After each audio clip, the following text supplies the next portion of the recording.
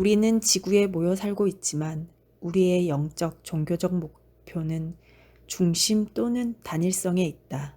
우리는 단일성을 상상한다는 것 자체가 지극히 어렵다. 그 이유는 언어에서 정신에 이르기까지 우리를 형성하는 모든 것에 현세라는 대립의 세계에서 생겨나 대립에 고착되어 있기 때문이다. 모든 종교가 그러한 것처럼 우리는 단일성을 상징, 의례, 신화, 이야기, 전설의 방식을 통해 우회적으로만 묘사할 수 있다. 단일성의 대표적인 표현으로는 차원을 초월한 비물질적인 중심 또는 무지개의 모든 색을 포함하면서도 눈에 보이지 않는 하얀 빛을 들 수 있다. 20세기 초 핵물리학자들이 흥미롭게도 세계의 모든 것이 대립으로 이루어져 있다는 사실을 발견했다. 실제로 원자핵 내부의 입자를 보면 음전기를 띤 각 전자마다 양전기를 띤 양성자가 하나씩 속해 있다.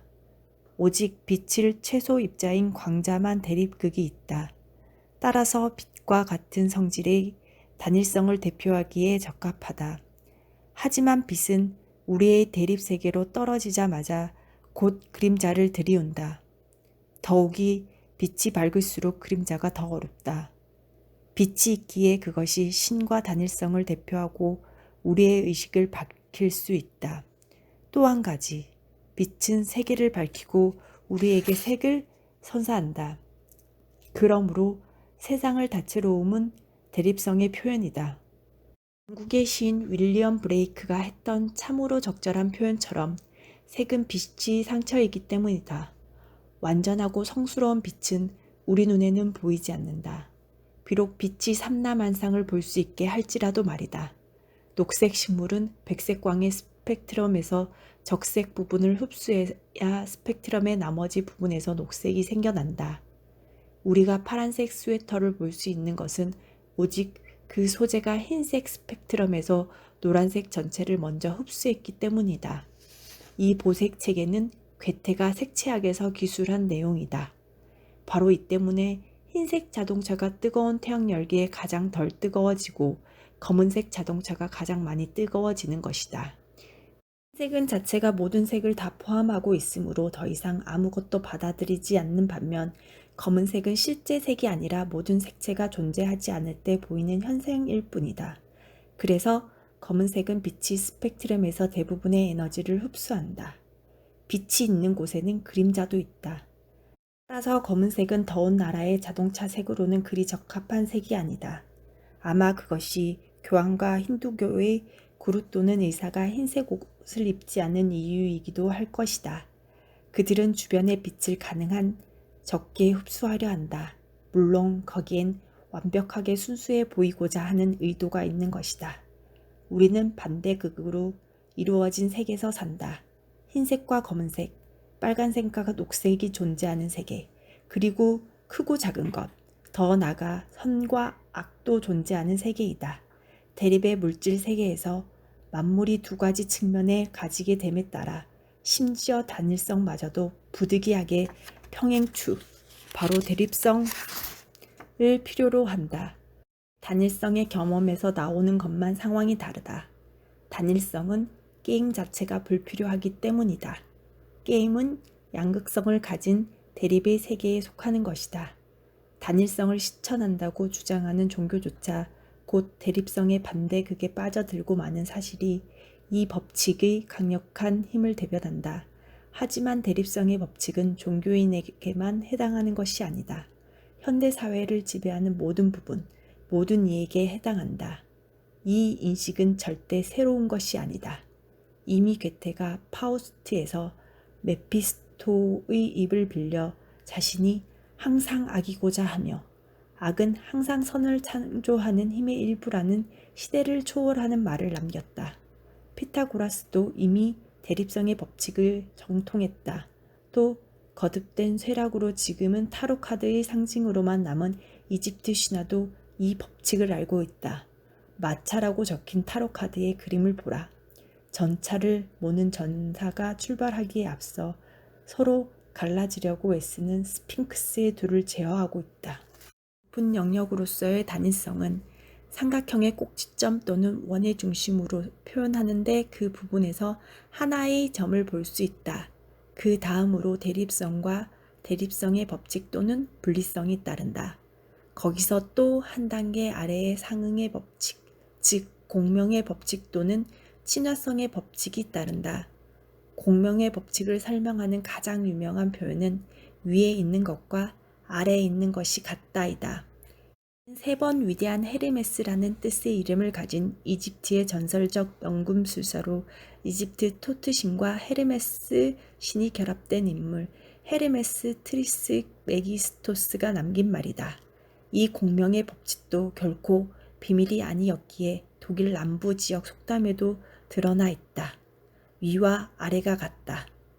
그런데 세간에서는 공명의 법칙이 존중되지 못하고 악마는 항상 가장 큰 더미 위에 똥을 싼다라는 저속한 표현이 속담이 되고 말았다. 돈이 돈을 불러 부자는 점점 더 부자가 되고 가난한 사람은 점점 더 가난해지는 현상을 이르는 속담이다.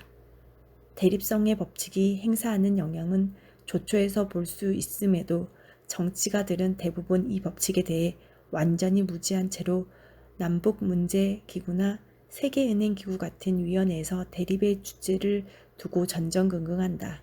정치가들이 이 법칙에 맞서 싸워야 마땅하지만 그러지 못하기 때문에 대부분 대립성의 희생자가 되고 만다. 다시 한번 정치가들이 해야 할 일이 대립을 극복하는 일임에도 오히려 그 골에 더 깊게 만드는 것이다. 정치가들이 대개 골 밖으로 나가는 것을 보고 나서야 뒤늦게 일이 왜 이 지경이 됐느냐며 어리둥절해야 한다. 결과적으로는 늘 선을 원한다면서 악을 만드는 세력의 일부가 되고 만다. 지금까지 얘기한 모든 것을 종합해 요약하면 공명의 법칙은 상위 법칙인 대립성의 법칙 안에서 작용한다. 그리고 대립성의 법칙은 서로 간의 간극을 한층 더 벌려놓음으로써 모순을 더욱 심화시킨다. 극빈자와 최상위 부자 간의 차이는 점점 커지다 보면 언젠가는 양극의 팽팽한 긴장이 끊어지는데 이것을 혁명 또는 전복이라고 한다.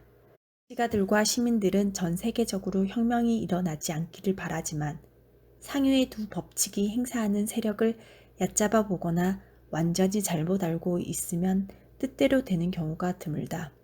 종교에서 말하는 것처럼 이 피조물의 세계에서 만물을 궁극적으로 단일성을 추구한다.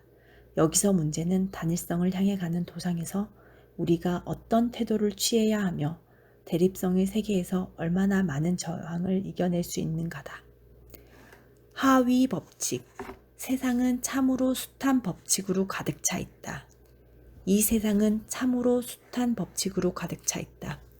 하지만 모든 것에 아주 사소한 것까지 철저하게 규칙을 세우려는 욕구는 자칫 그로테스크라는 일이 될 수 있다.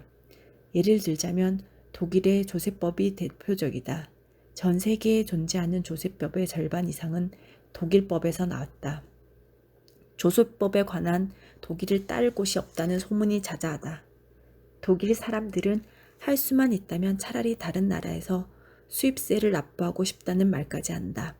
일반 시민뿐 아니라 어느 누구도 이해할 수 없는 복잡한 불공정한 조세법 카오스에서 빠져나오기 위해서다. 제 아무리 훌륭한 세무사라도 독일 조세법을 다 알 수 없고 국고관리 업무에도 법적인 안정성이 없이 제멋대로다. 대신 엄청난 규모의 세무사 군단들이 날이 갈수록 탐욕만 드러내는 국가를 상대로 각자의 의뢰인을 보호하기 위해 애쓰고 있다. 한편 독일 국가의 대표자들은 뻔뻔하게 또는 뻔뻔한 줄 모르고 더 일목요연하게 국가를 경영함으로써 특히 독일 기업은 끼어들이는 다른 국가에게 모든 책임을 전가한다. 세금 천국과 세금 지옥은 대립성의 법칙에 따라 서로 의존 관계에 있다. 이처럼 체계적으로 잘못된 정치 실대는 더 나아가 상위의 큰 법칙을 피할 수 없게 만든다. 조세법이란 것은 애초 이렇게 혼란이나 법적 불안정성을 조사하는 것이 아니라 기존의 불편사항을 개선하려는 뜻에서 만들어진 데 말이다. 이는 거시적 상관관계를 비롯해 무엇보다 공명과 대립성의 법칙을 간과했기 때문에 일어나는 문제다. 독일 국가는 자영업이나 프리랜서인 시민에게 양식껏 소득세 신고에 서명하기를 강요한다. 그런데 이것이 함정이다. 세금 관련 법을 부전공으로 선택해 파고들지 않는 이상 스스로 소득세 신고를 할 수 있는 사람은 극히 드물기 때문이다. 독일의 조세법은 이런 식으로 사람들의 양심이 없는 짓을 하거나 다른 나라도 도피하게 만든다. 그리고 국가로 인해 항상 진실과 상충을 겪는 사람들은 비양심을 권하는 법률을 존중하지 않게 된다. 이것이 현대사회에서 사기를 만연하고 윤리적 통념이 점점 사라지는 이유 중 하나다. 음원이나 컴퓨터 프로그램 등의 데이터를 만드는데 정보를 훔치는 일은 이미 전 세계에서 비일비재한 비신사적 행위로 알려져 있다. 몇몇 아시아 국가에서는 아예 원본이라는 것이 없을지경이다. 그러니 지금 시대에서 이전 세대의 범죄로 여겼던 행위를 더 이상 범죄로 생각하지 않는 세대가 자라나고 있다고 할 수 있다. 아무래도 사람들이 만들어 놓은 법은 삶을 더 어렵게 만드는 것 같다. 서로의 이해관계를 위해 만든 법과 사람도 별도로 존재하는 법은 구분할 필요가 있다. 피조물의 세계에는 어디나 예외 없이 대립과 공명의 법칙이 존재한다. 면 조세법과 소유권의 나라마다 다르고 개개의 정황에 따라 장단점이 다 다르다. 이를 두고 세간에서는 타인의 고통이 나의 기쁨이라고도 하지 않던가. 많은 법칙이 독일의 조세법만큼 강력한 힘을 발휘한다. 예를 들어 재산법을 보자. 내가 물건을 팔아 벌어들인 것은 내 소유이므로 마음대로 쓸 수 있고 이에 대해 대부분의 사람들은 동의한다. 하지만 종종 예외가 있다. 여기서 다시금 법칙의 위기가 드러난다. 그 예로 수년 전 아드리아에게 일어난 일을 들 수 있다. 물에 빠진 아이가 생사를 다투고 있을 때였다. 관광객이 급한 대로 다른 사람의 구명보트를 타고 아이를 구하려 하자 구명보트 주인이 자신의 재산이라며 그를 제지했다. 결국 아이는 익사했고 독일 법정은 구조를 방해한 구명보트 주인에게 유죄 판결을 내렸다.